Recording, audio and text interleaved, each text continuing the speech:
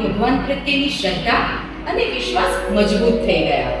એટલે દરેક કાર્યમાં પોઝિટિવિટી આવી કે હા, હું કરી શકું છું અને વ્યવસ્થિત આયોજન સાથે હું કરી જ શકીશ. બહુ સરસ. હવે મારો આગલો પ્રશ્ન નવ્યાબેન આપને રહેશે. કહેવાય છે કે અધિકાર અપ્રામાણિકતાને એટલે કે કરપ્શનને આમંત્રે છે. નવ્યાબેન, તમે આટલા ઊંચા હોદ્દા પર છો અને જ્યાં અપ્રામાણિકતાની સૌથી વધુ શક્યતા છે ત્યાં એમાં લોભાયા વિના તમે તમારા કાર્ય પ્રત્યે કેવી રીતે વફાદાર રહી શકો છો? હા ને, તમે આ બહુ અગત્યનું અને સારું પ્રશ્ન પૂછો છો. હું પણ આપને સંમત થાઉં છું કે આ માટે અમને ઘણીવાર પ્રેશર કરવામાં આવતું હોય છે, પરંતુ એ કેવી રીતે મેનેજ કરવું એ વ્યક્તિ પર જ આધારિત છે. અભ્યાસમાં અમને પ્રામાણિકતાના પાઠ શીખવવામાં આવતા હોય છે, પણ આ તો માત્ર પુસ્તકીય જ્ઞાન બની રહે છે. મને આ નૈતિક મૂલ્યો બાળપણથી માતા પિતા પાસેથી મળ્યા છે, અને એ પણ ઘણી પરિસ્થિતિમાં પાડવા અઘરા પણ પડે છે. ત્યારે જે પ્રસંગમાંથી મને પ્રેરણા મળી છે એવો એક પ્રસંગ તમારા બધા સાથે શેર કરવાનો છે. સોશિયલ મીડિયામાં BAPS અબુધાબી મંદિરનો પ્રસંગ સાંભળ્યો. જ્યારે અબુધાબી મંદિરની જગ્યા તેના રાજા પાસેથી લેવાની હોય છે ત્યારે ઘણા બધાએ સૂચન કર્યું કે મંદિર શબ્દના બદલે કમ્યુનિટી સેન્ટર, મેડિટેશન સેન્ટર અથવા કલ્ચરલ સેન્ટર શબ્દનો પ્રયોગ કર્યો. આ માટે પરમ પૂજ્ય પ્રમુખ સાહેબ મહારાજે ચોખ્ખી ના પાડી અને વાત કરી કે આપણે મંદિર જોઈએ છીએ તો મંદિરની જ માંગણી મૂકવી જોઈએ, ખોટું ના બોલાય. જેની શરૂઆત ચૂંટણીમાંથી થઈ હોય એનો અંત પણ એવો જ હોય. બસ આ પ્રસંગ એકદમ મારા અંતરને સ્પર્શી ગયો અને તેમાંથી હંમેશા પ્રેરણા મળતી રહે છે કે કોઈ પણ કાર્યમાં ખોટું કરવું નહીં. અને BAPS સંસ્થાના સંતો હરિભક્તોની જે નિસ્વાર્થ સેવા ભાવના છે એ જોઈને મને મારા કાર્યનો રાહ મળે છે અને એવું લાગે છે કે જો સચ્ચાઈ સાથે કાર્ય કરીશ તો પરમ કૃપાળુ પરમાત્મા મારી સાથે રહેશે. Very true. ડૉક્ટર મનસ્વીબેન, તમને એક પ્રશ્ન પૂછવા માંગુ છું કે તમારા પ્રોફેશનમાં લાઈવ મશીન એટલે કે જીવંત વ્યક્તિ ઉપર ઓપરેશન કરીને એમને સારા કરવાના હોય તો ત્યારે તમને કઈ ભય કે ચિંતા રહે છે? એના ઉપાય રૂપે તમે શું કરો? યસ, તમે કહ્યું એમ લાઈવ મશીન એટલે કે જીવંત વ્યક્તિને ઓપરેટ કરવાના હોય ત્યારે અનુભવી રૂપી આત્મવિશ્વાસ તો હોય, પણ તેની સાથે એક ભય પણ છુપાયેલો હોય છે. કારણ કે દરેક સર્જરી અમારા માટે એક નવો માર્ગ ખેડવા બરોબર હોય છે, જેમાં ઘણીવાર કસોટી પણ થઈ જતી હોય છે. જેમ કે એક વખત હું એક પેશન્ટની ઇમરજન્સીમાં સર્જરી કરી રહી હતી.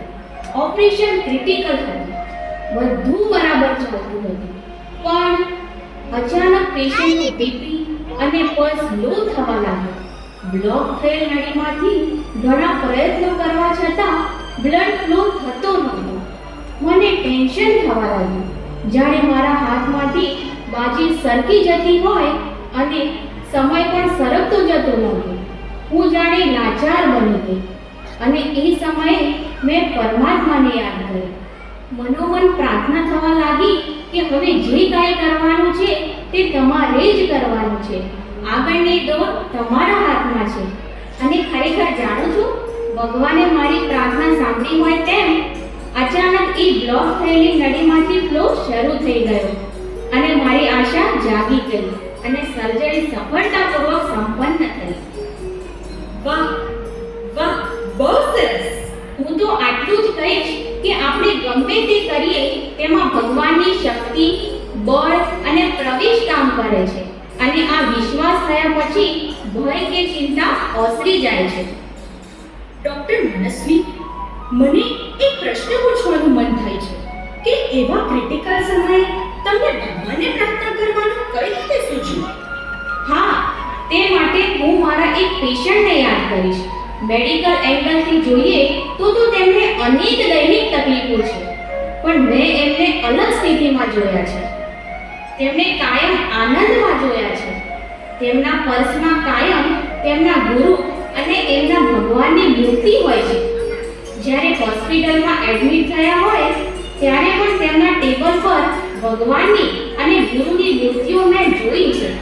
એમને એમના ઈષ્ટદેવ ભગવાન સ્વામિનારાયણ, ગુરુ પ્રમુખ સ્વામી મહારાજ, ગુરુ મહંત સ્વામી મહારાજમાં અતૂટ શ્રદ્ધા અને વિશ્વાસ છે. તેઓ હંમેશા કહેતા હોય છે કે આપણે જ્યાં અટકીએ ત્યાં ભગવાન આપણો હાથ ઝાલે જ છે. બસ એમના એ શબ્દો હું જ્યારે અટકી ત્યારે મને યાદ આવ્યા અને મેં પ્રાર્થના કરી. એકદમ ખરી વાત છે. મારો આગલો પ્રશ્ન દીક્ષિતાબેનને કરીશ. દીક્ષિતાબેન, તમને પણ ઘણા એવોર્ડ્સ મળ્યા છે. હવે શું તમને કાંઈ બાકી રહ્યું હોય એવું લાગે છે? માનવીનું જીવન અને મગજ બંને હાઈવે રોડ જેવા છે, જેમાં કોઈ ને કોઈ તો તમારી આગળ રહે છે. એટલે જીવનમાં વધુ ને વધુ મેળવવાની આશા રહ્યા કરે છે અને જીવનમાં લૌકિક પ્રાપ્તિનો આનંદ તો ક્ષણિક જ રહેવાનો. એટલે સંતોષનો પૂર્ણ અનુભવ રહેતો નથી. પરંતુ જો આધ્યાત્મિક માર્ગ સાથે આગળ વધીએ તો જીવનનો સાચો અર્થ સમજાય અને પરિપૂર્ણતાનો અનુભવ થાય. પણ નવ્યાબેન, તમે મને હાઈવે પર ચાલવાની કળા જણાવશો? એટલે કે તમારી જેવા એક સફળ સિવિલ સર્વન્ટ બનવા માટે પરિચય અને પ્રેરણા કાર્યક્રમમાં આપ સૌનું સ્વાગત કરું છું. આજે આપણે જેમનો પરિચય મેળવી પ્રેરણા પ્રાપ્ત કરવાના છીએ એવા મહેમાનોનો પ્રાથમિક પરિચય મેળવ્યો. આપણા પ્રથમ મહેમાન છે young and dashing Navya Shah. નવ્યાબેને નાની વયમાં મોટી સિદ્ધિ હાંસલ કરી છે. તેઓ એક કર્તવ્યનિષ્ઠ આઈએએસ ઓફિસર છે અને સમાજ, રાષ્ટ્ર તથા દેશના ઉત્કર્ષની સારી એવી સેવામાં જોડાયેલા છે. નવ્યાબેન, આપનું પરિચય અને પ્રેરણા કાર્યક્રમમાં સ્વાગત છે. Thank you.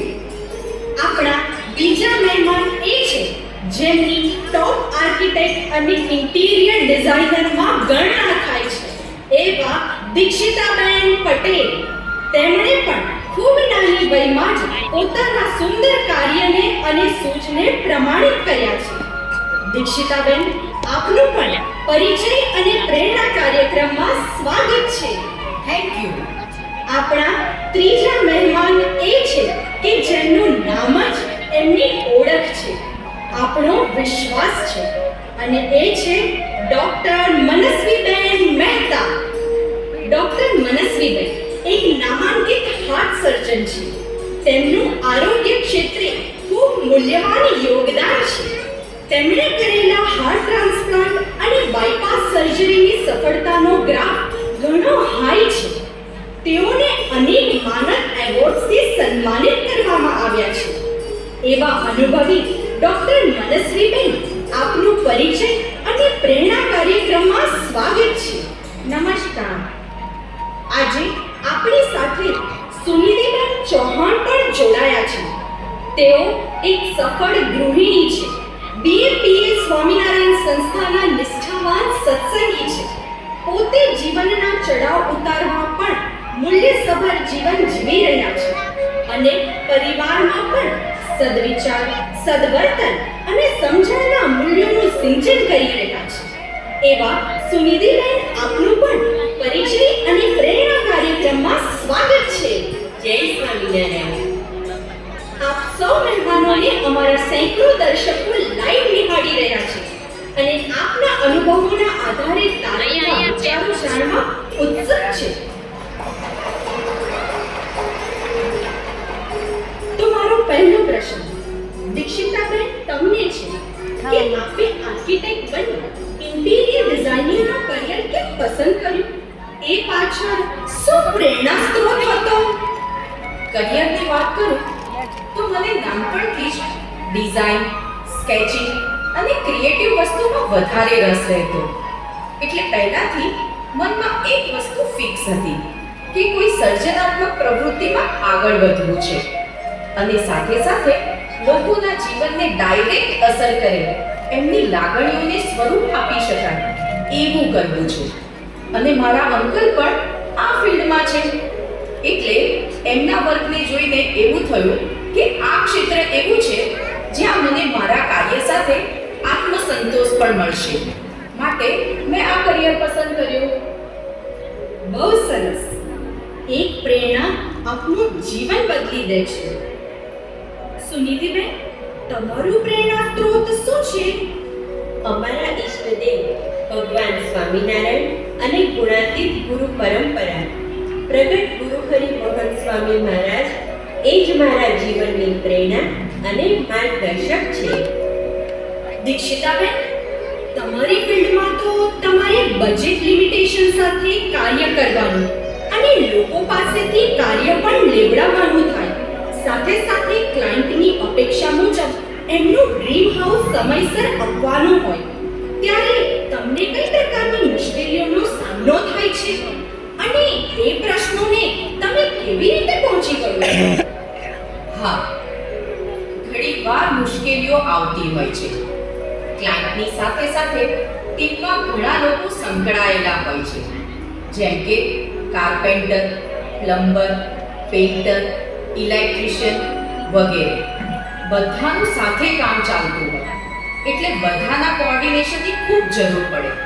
તો ત્યારે પરિસ્થિતિ પડકારજનક બની રહે અને ઘણીવાર તણાવ પણ અનુભવાય, ચિંતા રહે. પરંતુ આવા સમયે મારી એક ખાસ મિત્ર સાથેની મુલાકાતથી જે પ્રેરણા મળતી રહે છે એનો ઉલ્લેખ કરવા માંગુ છું. માં મોટી સિદ્ધિ હાંસલ કરી છે. તેઓ એક કર્તવ્યનિષ્ઠ આઈએએસ ઓફિસર છે અને સમાજ, રાષ્ટ્ર તથા દેશના ઉત્કર્ષની સારી એવી સેવામાં જોડાયેલા છે. નવ્યાબેન અને પ્રેરણા કાર્યક્રમમાં આપ સૌનું સ્વાગત કર્યું છે. આજે આપણે જેમનો પરિચય મેળવી પ્રેરણા પ્રાપ્ત કરવાના છીએ એવા મહેમાનોનો પ્રાથમિક પરિચય મેળવ્યો. છોકરાઓ બધા આવ્યા.